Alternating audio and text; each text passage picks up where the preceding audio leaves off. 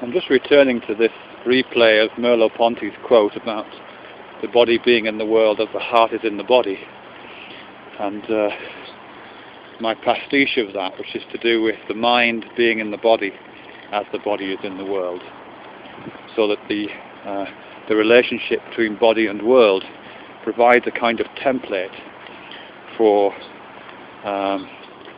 the individual relationships one has between mind and body.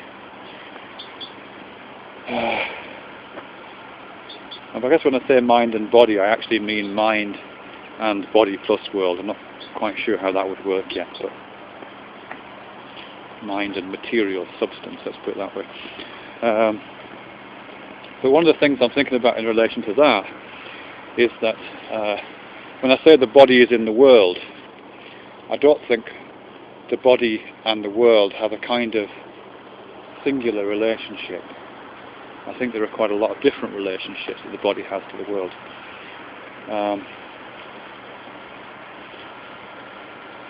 I'm just talking about the physical world right now, although it presumably would extend to social domains as well.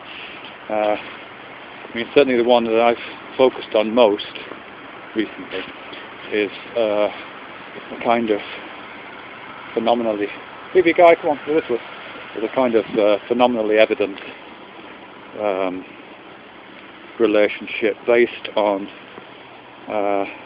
based largely on vision and based largely on the idea that the body is a single object, singularly placed at the center of a kind of experiential environment. The kind of feeling one gets when you're standing in the middle of a field looking around. And I guess on the most naive perspective, that seems to be the only one can have, the only embodied experience one can have. But I don't think it is. I've spoken before about the fact that we routinely posit ourselves as being in different places, kind of. How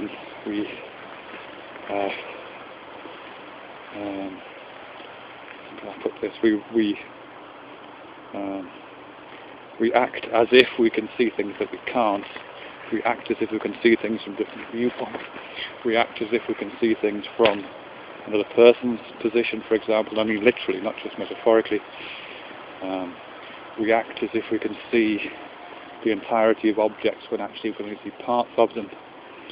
When we look at the top of a teacup, we see a circle, we don't see an oval. We're kind of teleporting ourselves to a different position in space where we can see it circularly, and so on. So whilst the kind of naive, centered, phenomenal, largely visually oriented viewpoint of oneself at the center of the world is probably the most dominant from a naive perspective, certainly. It's not the only one, I don't think. There are other body-world relationships. And when you get into the social domain, I think that gets very different indeed. I'll have to give some more thought to that. But if that's the case, if the relationships that one negotiates between the body and the world are variable, there are a range of different maps, if you like, that we either draw upon in different circumstances or that kind of coexist and that we move through simultaneously,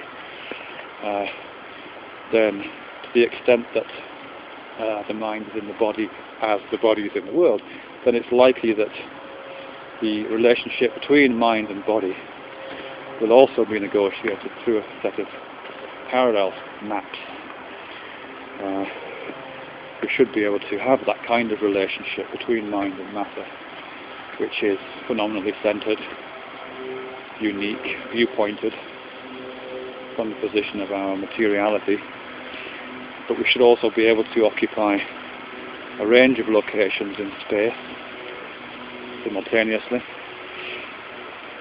kind of taking the viewpoint of another person, which we clearly can, through things like empathy, for example, and possibly also being able to take kind of no viewpoint at all, the the supposed objectivity that you find in empirical sciences, for example. What Donna Haraway calls the God trick, and what Thomas Nagel calls a view from nowhere. So we seem to be able to occupy that kind of odd map as well. And we can certainly occupy it. Actually, I have to come back to that last bit in terms of occupying it, in terms of it physically, spot between body and world, but we can certainly occupy it between mind and body, I think.